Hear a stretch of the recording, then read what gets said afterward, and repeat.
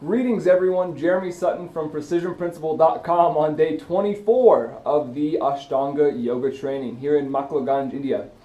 Yesterday I took a day off. It was a great day for rest and relaxation. My body more than needed it. And today we're back on track. So today I would like to talk a little bit about receiving and giving feedback, and how ego can or cannot get in the way of this process, and what can we do to make the most from our opportunities to both give and receive feedback. This stems from the fact that we are now getting the chance to start to practice giving class. And of course, all 7 or 8 of us that are in this class are beginning yoga teachers. So we have attended many classes and we've heard the way that teachers give directions, but we have very little experience giving those directions ourselves.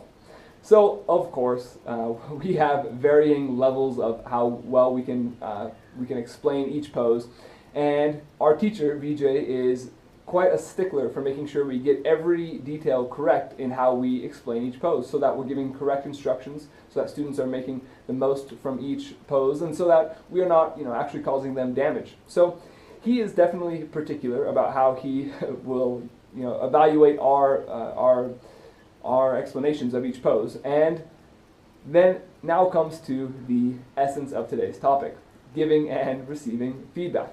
Now, first off, if you're in a position, maybe a boss or there's some superior who's constantly giving you feedback and it's not very constructive, maybe it is actually abusive feedback that they're doing regularly, then some of this advice may not be the most appropriate way to address that situation. However, most of the time when we're receiving feedback, we tend to have certain defense mechanisms that sort of pop up. Our ego defense sort of gets in our way. So, in my opinion, when we're giving and receiving feedback, first off, the person giving the feedback should really strive to be articulate, respectful, graceful even in the way that this person delivers the feedback. That is going to obviously make everything much more helpful. There are a number of strategies that people can do to try to give positive feedback. Some of them can feel a little contrived because, for example, the sandwich method where you say something positive, then you add a feedback, and then add another positive thing. This is, of course, a good actual strategy as to how we can give feedback, but sometimes it can feel a bit contrived if people are putting the positives in there just as sort of padding and they don't legitimately mean those positive feedbacks. Then there's the other side of the street where we might consider people who say, hey, I'm just going to be straight honest with you, this needs to be improved, or sometimes this is good on the rare occasion, but mostly I'm just going to point out what needs to be improved upon, and that's that. This is a little bit more direct way of going about things. Is it the most effective way to give feedback? Probably not. But we have to deal with people who give feedback in this way often. And Vijay, for sure, is, if anything, he's direct. He is very helpful about how the corrections he's giving to us, but he is very specific and direct about the feedback. So, if you're doing a pose wrong, he's going to tell you that you're doing it wrong. If you're explaining the pose wrong, he's not going to sugarcoat it. It's just simply incorrect. So, how to respond to such a situation. Now, some people, as soon as they get this kind of feedback, are immediately going to have the defenses start popping up. They'll say, hey, you did this wrong, and then before the evaluator's even done giving the feedback, saying, oh yeah, well I meant to, but I did this, starting to give reasons, excuses, explanations about why the person did or did not do the thing. Maybe a reason say, oh no, I did do that, and now there's an argument, or saying, oh I meant to, but this or that, and then now we're basically still off topic. The point is that if there's points of improvement that we can make, if someone gives you the feedback directly, it's not really helping to immediately respond in a defensive, standoffish way, because that advice, it probably isn't sinking in. So, every time we are receiving feedback from someone else, especially in a formal context such as this yoga class, in my opinion, it's really helpful to sort of check the ego at the door.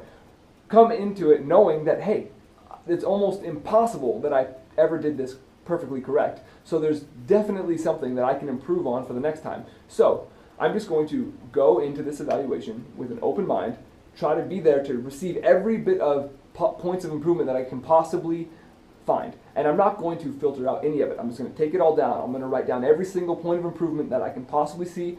I'm even going to listen to everybody else's points of improvements, because there's probably points there that I could also make benefits on.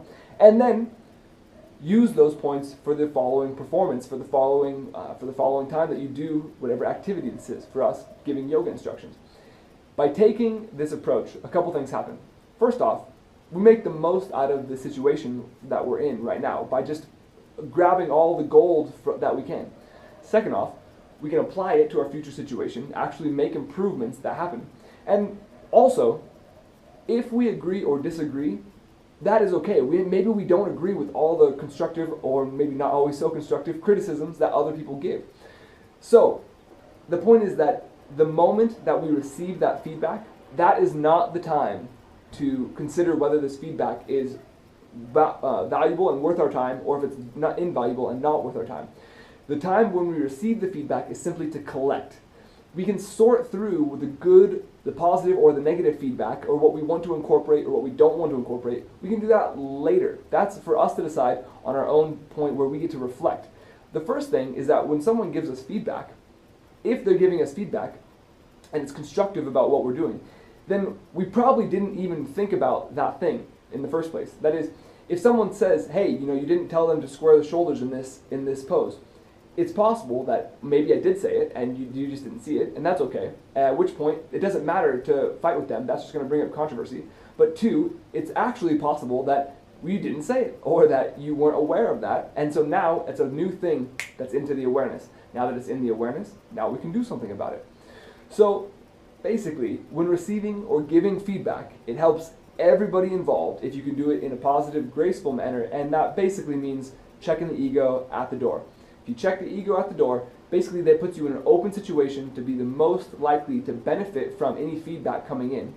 It's going to reduce the possibilities of conflicts. It's going to reduce the chances of throwing up excuses or reasons or explanations. All these explanations are going to kind of act as a barrier so that the information doesn't actually come in and stick. And a lot of that information is probably useful.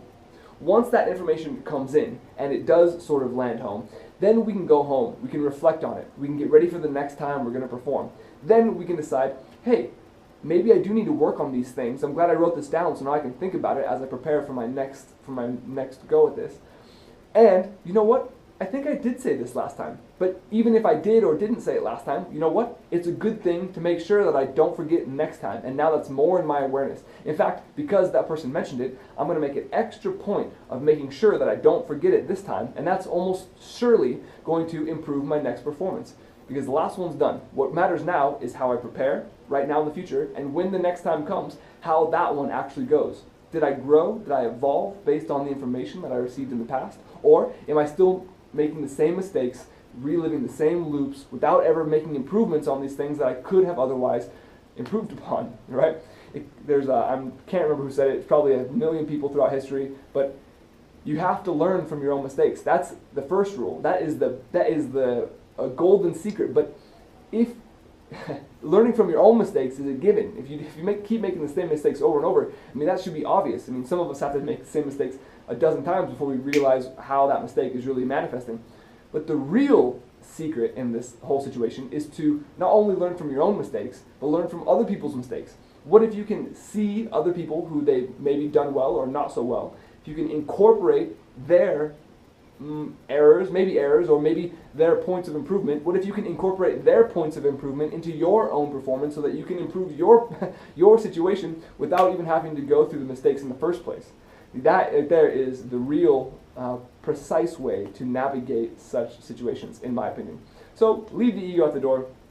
Be open for interpretations. If anything else, whenever you have a chance to be evaluated, just use it as a moment to be aware that, hey, this is a time when my ego is kind of likely to pop up. And in the chance that ego pops up, I'm probably going to filter out some useful information that could otherwise help me in the future. And that's obviously one way that our big head can get in the way of our actual success, which oddly enough, paradoxically, that success is pretty much probably what the ego would prefer anyway, right? So it's getting in the way of getting what it wants for itself, or what we want for ourselves. However you want to phrase it, doesn't really matter. Anyway, If you're enjoying these videos, I would encourage you to click subscribe down below or check out precisionprinciple.com. If you haven't started the game, then you are missing out on an opportunity to increase your awareness in every part of your life. Don't believe me? Check it out for yourself, and you can see the results happen over weeks, over months, over years. The possibilities are pretty exponential. So in the meantime, thank you for joining me. Keep learning, keep growing, and have a great day.